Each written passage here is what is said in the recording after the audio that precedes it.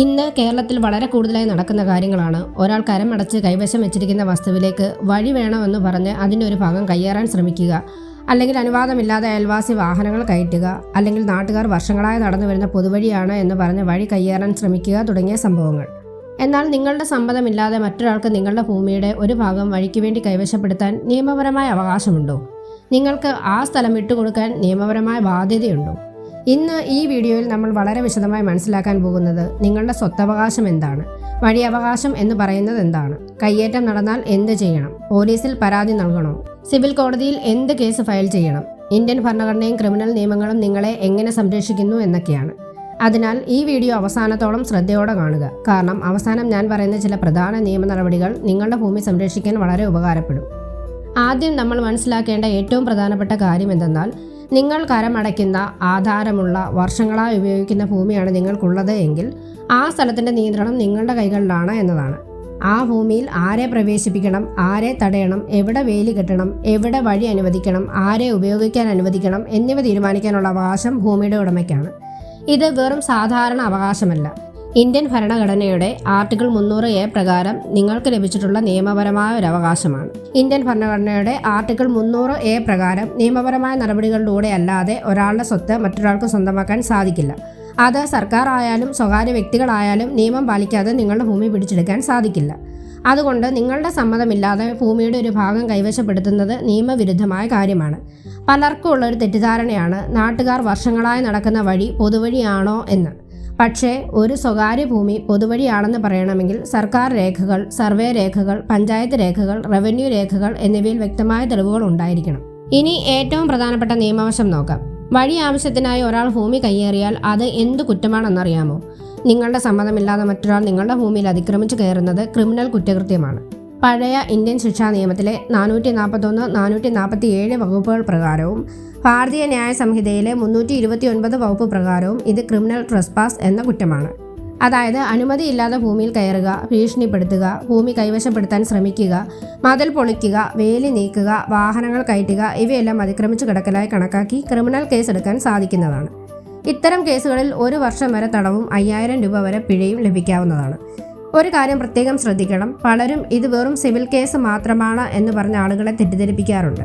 പക്ഷേ ഭൂമിയുമായി ബന്ധപ്പെട്ട ഉടമസ്ഥാവകാശ തർക്കം സിവിൽ വിഷയമായിരിക്കാം. എന്നാൽ അതിക്രമിച്ചു കടക്കൽ, ഭീഷണിപ്പെടുത്തൽ, സ്വത്ത് നശിപ്പിക്കൽ, ബലം പ്രയോഗിച്ച് വഴി തുറക്കൽ ഇവ ക്രിമിനൽ കുറ്റകൃത്യങ്ങളാണ്.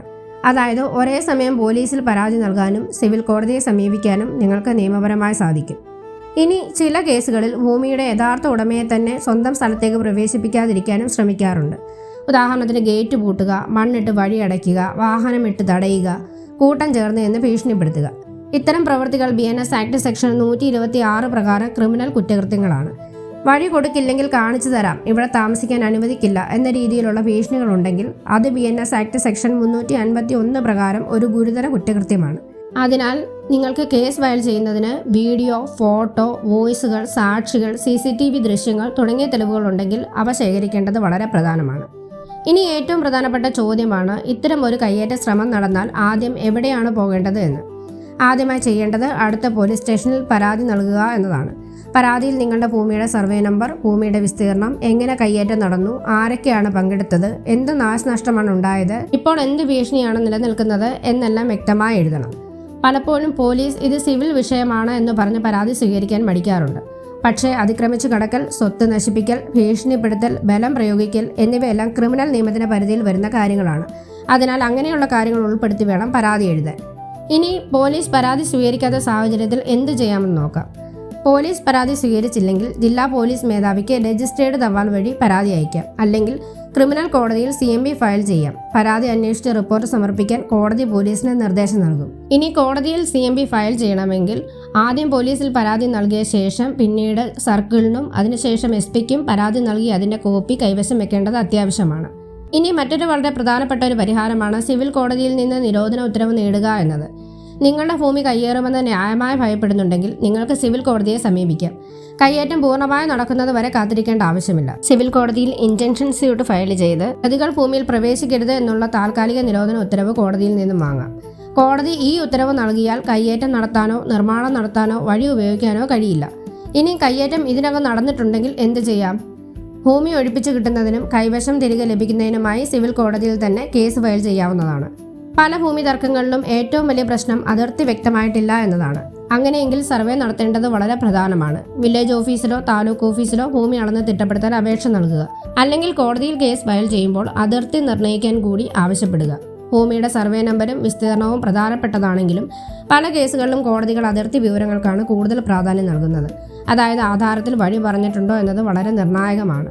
ഇനി വളരെ പ്രധാനപ്പെട്ട മറ്റൊരു വിഷയത്തിലേക്ക് വരാം. അതായത് ചില ആളുകൾ പറയും, ഞങ്ങൾ ഈ വഴി വർഷങ്ങളായി ഉപയോഗിക്കുന്നു, അതിനാൽ ഇത് ഞങ്ങളുടെ അവകാശമാണ് എന്ന്. ചില പ്രത്യേക സാഹചര്യങ്ങളിൽ ദീർഘകാല ഉപയോഗത്തിൻ്റെ അടിസ്ഥാനത്തിൽ വഴി അവകാശം ഉന്നയിക്കാൻ കഴിയും. പക്ഷേ അതിന് കർശന നിബന്ധനകളുണ്ട്. അതായത് വഴി എത്ര വർഷമായി ഉപയോഗിക്കുന്നു, 20 വർഷമായി തുടർച്ചയായി ഉപയോഗിച്ച് വന്നിരുന്ന വഴിയാണോ, തുറന്ന ഉപയോഗമായിരുന്നോ, വസ്തുവിൻ്റെ ഉടമ എതിർത്തിരുന്നോ ഇല്ലയോ, അത്യാവശ്യമായ ഏക വഴിയാണോ എന്നിവയാണ് കോടതി പരിശോധിക്കുന്നത്. ഈ കാര്യങ്ങളെല്ലാം തെളിയിച്ചാൽ മാത്രമേ ഒരാൾക്ക് വഴി അവകാശം ലഭിക്കുകയുള്ളൂ. അവ തെളിയിച്ചാൽ ഈസ്മെന്റ് അവകാശം ലഭിക്കും. ഇനി നിങ്ങളുടെ കൈവശം ഉണ്ടായിരിക്കേണ്ട പ്രധാന രേഖകൾ ഏതൊക്കെയാണെന്ന് നോക്കാം.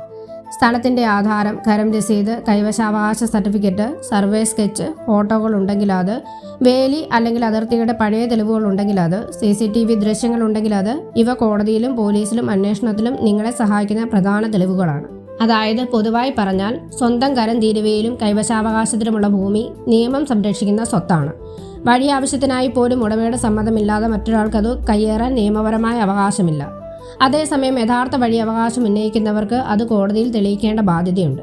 അതിനാൽ ഇത്തരത്തിലുള്ള പ്രശ്നങ്ങൾ ഉണ്ടായാൽ നിയമപരമായി മുന്നോട്ട് പോവുക, രേഖകൾ ശേഖരിക്കുക, കോടതിയുടെ സഹായം തേടുക. ഇതാണ് ഏറ്റവും നല്ല മാർഗം. ഈ വീഡിയോ നിങ്ങൾക്ക് ഉപകാരപ്പെട്ടെങ്കിൽ നിങ്ങളുടെ സുഹൃത്തുക്കൾക്കും ബന്ധുക്കൾക്കും ഷെയർ ചെയ്യുക, ലൈക്ക് ചെയ്യുക. സമാനമായ പ്രശ്നങ്ങൾ നിങ്ങൾ നേരിട്ടിട്ടുണ്ടെങ്കിൽ കമന്റ് ബോക്സിൽ രേഖപ്പെടുത്താം. കൂടുതൽ നിയമവിവരങ്ങൾക്കായി ചാനൽ സബ്സ്ക്രൈബ് ചെയ്യാൻ മറക്കരുത്.